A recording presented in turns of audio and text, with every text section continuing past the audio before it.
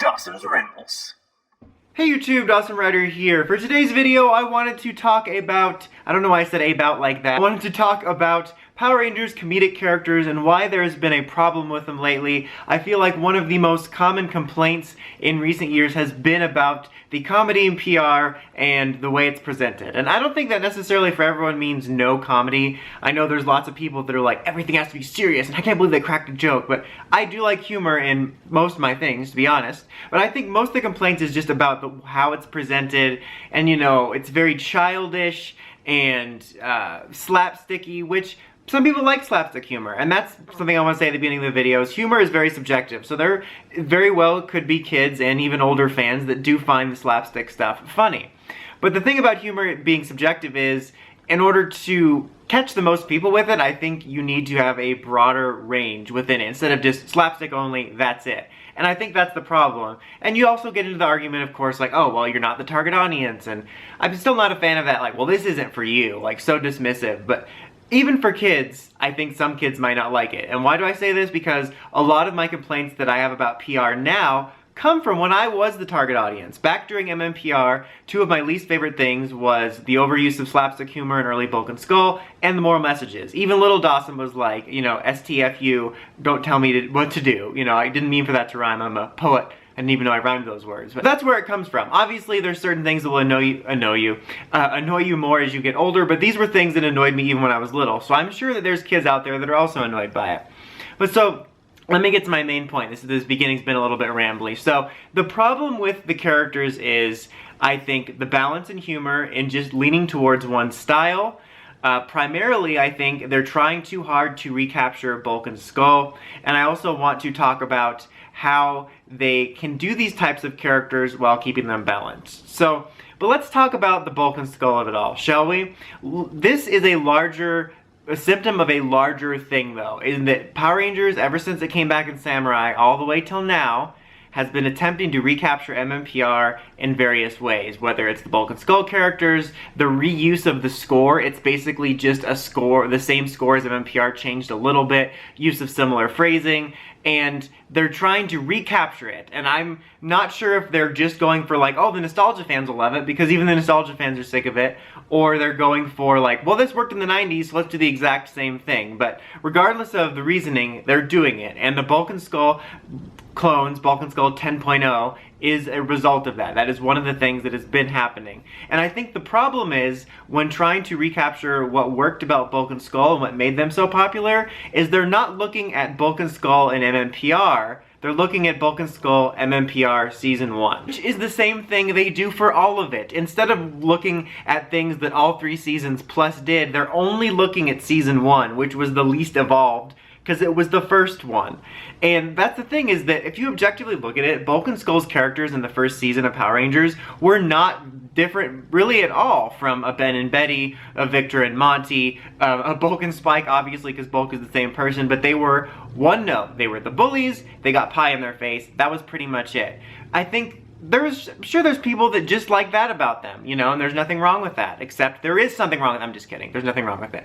But the thing is, I think that the reason most people like Bulk and Skull is because we watched them evolve. You know, they did have the benefit of having 3 seasons in MMPR plus 2 more seasons as regulars, but we watched them evolve and grow. But even specifically within MMPR, I started to like them in Season 2 when they had like a different goal, like, oh, we're gonna find the Rangers' identities. They're kind of inspired by them. The police academy stuff and the detective stuff was my personal favorite, and I thought they got a little wonky, to be honest, when they started trying to fit their story with the theme, and then they did the weird monkey stuff and the untrained eye guy. I think that it was a mistake to take them away from the law enforcement angle, but this isn't a Bulk and Skull review video. But the point is we watched them evolve, all culminating in Countdown to Destruction. Of course, they still had their cameos in Lost Galaxy and then Samurai's Return, but their story really ended in Countdown to Destruction when they stepped up, and it was about seeing them as humans. We watched them evolve, and in my opinion, I think the humor calibrated more, whereas Season 1 was much more like, oh my god, a pie to the face is hilarious, you know. It was more balanced. Like, they had some actual funny lines. I think they let the natural comedic talent of the actors play in. It also helps that the actors are super nice people to this day. Like, I think they're one of the few MMPR MMPR actors that have remained humble and are still really personable, so I think that helps a lot with their general likability within the franchise as well. But the point is I think what people liked about them is that not only did they evolve, but their humor evolved, and they didn't just stick to the one type of humor. You can be sure Bulk and Skull were still getting pies to the face years later, but I think that they actually honed in on doing a little bit more comedic bits with them. So then you're saying, okay, that's not fair though. They had 5 seasons of development. We only have 2 seasons. What's really just 1 season of PR if you smush it together. But let me look at my personal favorite comedic duo, Cassidy and Devin. First of all, Cassidy and Devin, I think, represent in a lot of ways what I love about Dino Thunder. Clear homages to MMPR without being the same. They had a similar dynamic, you know, they were also after the Rangers' identities. Cassidy was a little bit of a bully, but they were very much, and then, you know, you had Devin being kind of subservient to her, kind of like Skull was, you know, Bulk's lackey a lot of the time early on. But they were different though. Like, it's hard to even describe like how they're clearly meant to be an homage and the next generation of Bulk and Skull, but they're different. And that's what Dino Thunder did best. Was, okay, you know, Day of the Dino, we're going to do all these homages, but it's also for a new generation. And I think that was, Dino Thunder is a much better approach for what they're going for in terms of recapturing MMPR, but new, period. Maybe I'll do a different video on that. But the thing about Cassidy and Devin is they weren't on for 5 seasons. They were on for 1 season, 38 episodes, and I believe we watched them develop. And before we talk about that though, I personally think their humor was balanced as well. They also had the slapstick stuff. I always remember the scene where Devin got the milkshake on his face, and they had that type of stuff a ton. But I think they also had moments where they let the actors' comedic talent shine. They had funny lines, funny moments. It was much more balanced humor than just one type of humor, which I said at the beginning of the video. That's important. You don't, regardless of whether you're targeting kids or adults or everything in between for your audience, you're going to want to have humor that appeals to more than just one type, and I think Cassidy and Devin did that. But we watched them change over the course of the series. Cassidy essentially learned to be a kinder person, culminating with her handing over the tape with the Rangers' identities. Devin learned to have more confidence, and that's all within 1 season. Their comedy was balanced, they evolved as characters, they felt like a natural part of the show. And that is the problem with the Neo-Saban one. They're trying to recapture it, and they feel detached from the show.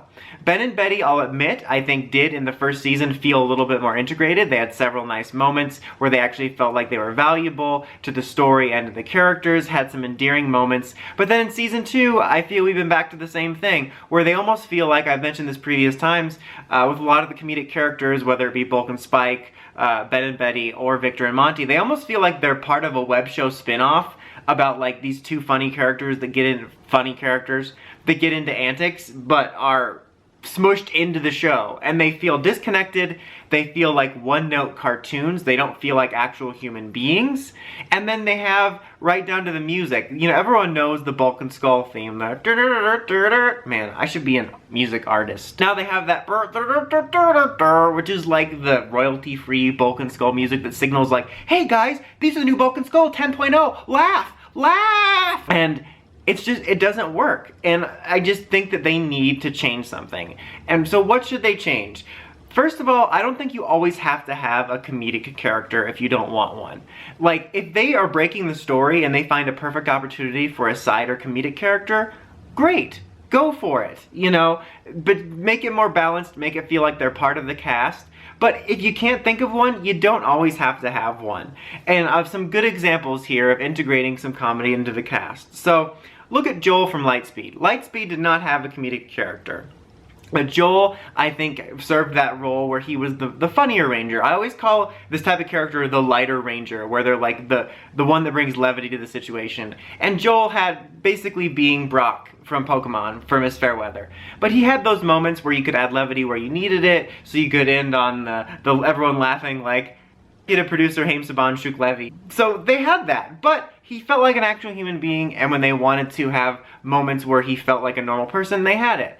Another good example, though I think they veered off too much, was Coda from a Neo-Saban season. Coda's childlike nature offered an opportunity for some good fish out of water humor. So you had both slapstick and some actual good, funny material from fish out of water humor and the actor's performance. I do think that they skirted a line a little bit there with his character where sometimes he was a little bit too cartoony and took away from some nice moments, but that's a good example though of they took advantage of that and like, okay, we can inject humor into this but still make him have nice moments, and we don't have to invent a Bulk and Skull character with the Bulk and Skull music. So you can integrate that into the cast, and if you don't want to do it with the Rangers, here's a good example here with Kelson Henderson in Boom and in Phineas as well, who I think both did a good job at being not just a comedic character but also a nice reoccurring side character. And they were a part of the show, they injected humor, but they felt like they weren't just, oh, here's our dedicated Bulk and Skull 20.0. This is a side character that's a main part of the show. I feel like those are opposing ideas. But then with Ninja Steel, like, Victor and Monty, I kind of get it. Because you're like, okay, you're in high school, you want this bully and nerd stereotype that's like from the 1950s. So I get it. I mean, I don't get why you'd want those type of characters in the way they were, but I get the idea that you'd want high school characters there. But Kelson Henderson as Mick, could have served an important purpose of being both a mentor and a secondary character and humor. As we know, Kelson Henderson has that. And you didn't need to invent Victor and Monty, who felt very divorced from the whole show most of the time. So I think going forward, I don't think we want to eliminate humor in Power Rangers, period, but I think we need to calibrate a little bit. I think that the characters need to feel more like human beings. That could be said for the whole cast, but they need to feel more like human beings. They need to calibrate the humor so that it's humor for multiple different people. So in conclusion, I think my point is for this video is that they are drawing too heavily from MMPR Season 1, which is a lot of the problem the franchise is facing in general, and I think they're just honing in on that and not looking at the larger picture of what made Bulk and Skull work, and I think that is one element that's turning lots of fans off, and I think something that they need to fix. But what do you guys think? What about the humor do you think needs fixing? Does it work for you? I'm kind of curious, are there people that actually just really like these characters and have no problem with it? Because I feel like most people I see, even those that are the fans of the shows, agree that the comedic characters are the weakest link and should goodbye. So let me know what you think in the comments as always. Until next time, don't forget to like, comment, subscribe, and climb the steps and ring that bell so you can get the notifications for my videos. Thanks guys, Dawson Ryder, signing out.